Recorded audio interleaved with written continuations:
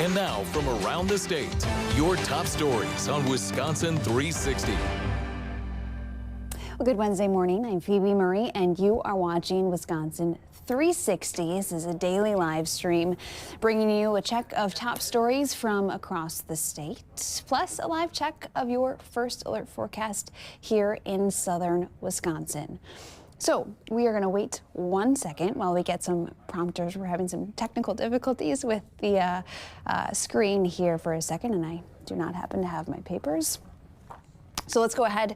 There we go. Thank you. A check of our top stories starting here in Madison, where we're following, have been following for about 2 weeks, a broken chilled water line continuing to create cooling challenges across the UW-Madison campus. And while the university remains open, employees say it's uncomfortable to work in some buildings as crews work to restore the campus cooling system more than 2 weeks after the chilled water line broke. The university says many buildings are still warmer than normal, and the heat this week certainly doesn't help.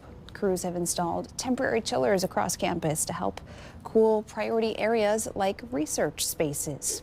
University officials say the repair is tricky because the damaged pipe is buried roughly 20 feet underground, and they expect the work to take several more weeks. I think it was the Monday before the 4th of July, we walked into the building and I was like, it feels like a tropical rainforest in here, and it definitely could feel like getting worse throughout the day.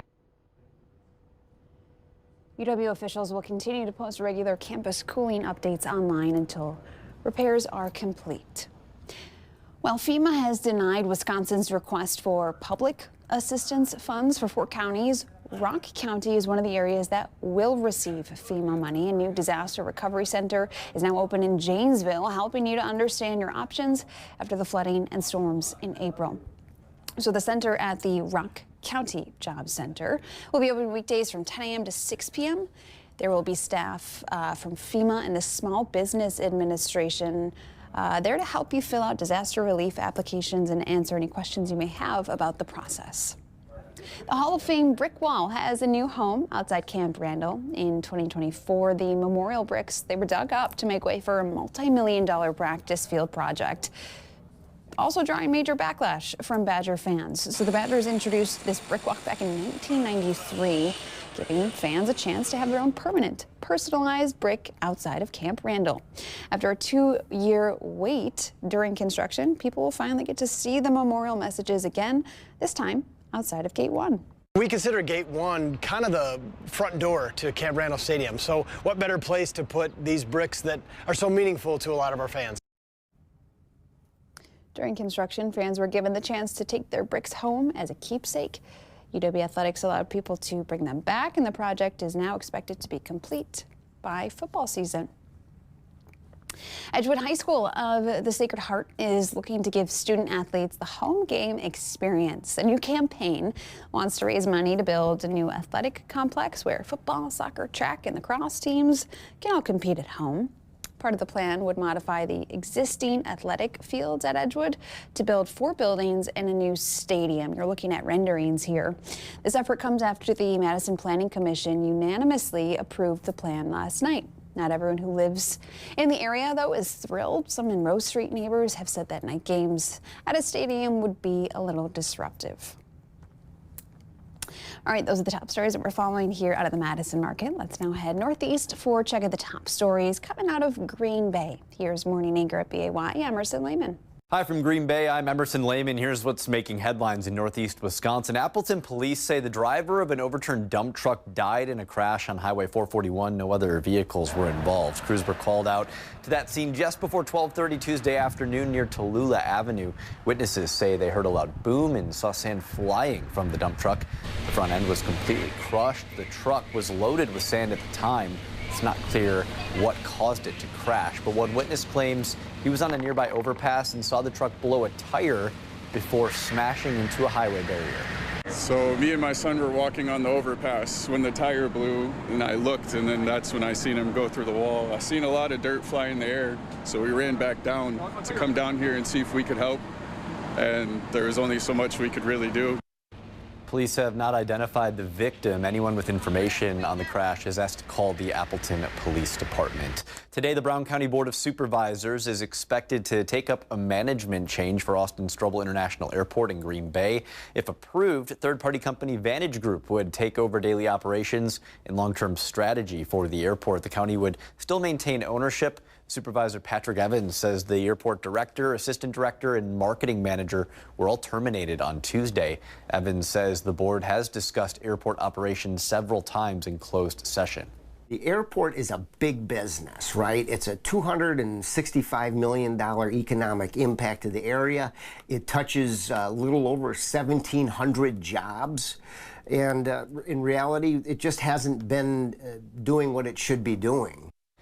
The county says taxpayers won't be impacted by the management changes, though officials expect costs to rise by several $100,000. Oshkosh police arrest multiple people after 3 unrelated incidents on Monday, all of them dealing with illegal drugs and firearms. Police say a search warrant served on Cimarron Court uncovered 200 grams of cocaine, a handgun, and an AK-47 style rifle. A 38-year-old man was arrested for violating his extended supervision.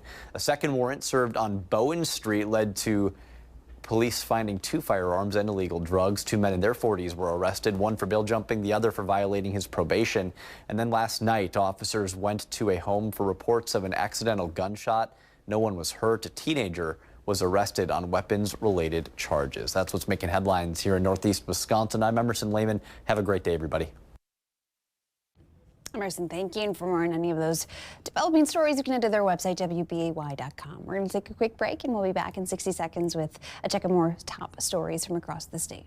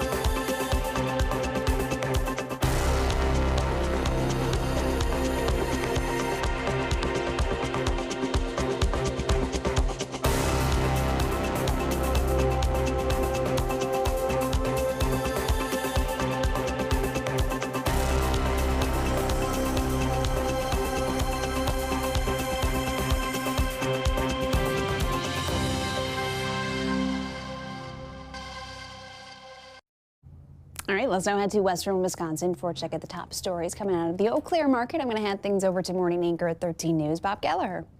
This is a Wisconsin 360 update from WEAU 13 News. I'm Bob Gallagher. Well, we're now less than 4 weeks away from the August 11th primary, and last night, Democrats Emily Berge and Rebecca Cook participated in their last forum before that election, speaking to voters about their policy stances. WEAU's Kim Leadholm shares the highlights. It was a crowded room at the Chippewa Valley Technical College where voters looked to hear directly from Emily Berge and Rebecca Cook on their priorities if elected. Before the event, both candidates emphasizing health care as a major issue. Here in the Chippewa Valley, we've seen 2 major hospitals close, and that was before the reconciliation bill. So I think people are really concerned about the cost of health care, and not just the cost, but the access issue. Health care is number one. So many people are concerned about health care, access to health care, rural health care. When I talk to young people, health care, housing, AI are top 3 issues. Technology was another key point. Berge and Cook sharing concerns over data centers. People just really feel helpless, and they feel angry that it seems like these big data centers are just being plopped down their backyard without any say from local communities. We need regulation for AI and data centers, and I support a meaningful moratorium on hyperscale data centers. The thing that's really been lacking is transparency, and that's something that I think that our local governments have to demand, and as federal office holders, we have to support those local governments in being able to make sure that they're not being taken advantage of. Another highlight was affordability and the Iran war, how this war is impacting those in western Wisconsin, and what they believe the U.S. should be investing in. And the people that are paying the price are the folks in this room. The people that are paying the price are the folks that are out there growing our food. We need to put us first, not war first, not killing other people first. We need to put the needs of Americans first. And that's why I'm running for Congress. This forum marks 4 weeks until the August primary and was one of the final opportunities for voters to hear from both candidates. In Eau Claire, Kim Leetholm, WEAU 13 News. In response to this forum, Congressman Derek Van Orden sent us a statement saying in part, quote, "I'll keep fighting for working families and ensuring rural communities have a voice, a seat at the table, and a champion in Congress." Well, the city of Altoona is investing $1.5 million in a zero-interest home improvement loan program. It's meant to make it easier on low-income homeowners to maintain their properties. To qualify, you have to own a home in Altoona and make 80% or less than the median household income. This comes as the city has $6.5 million allocated toward affordable housing.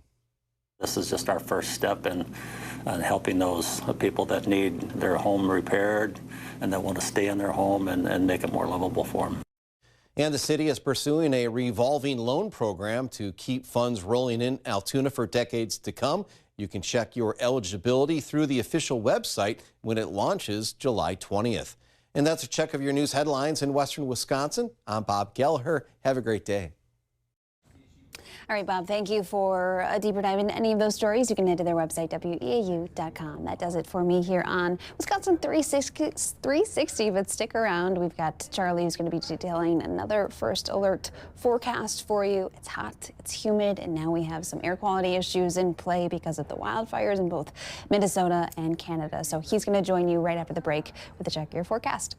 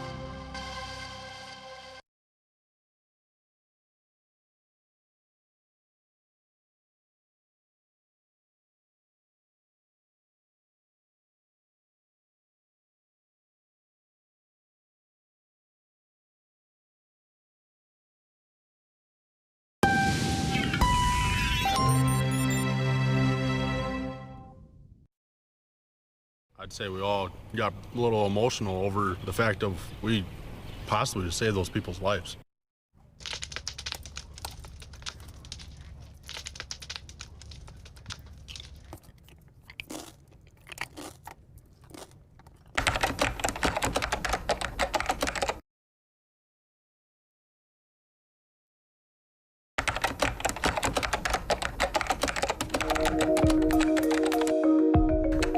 18 Plus presents Extended Cut, where the story keeps going.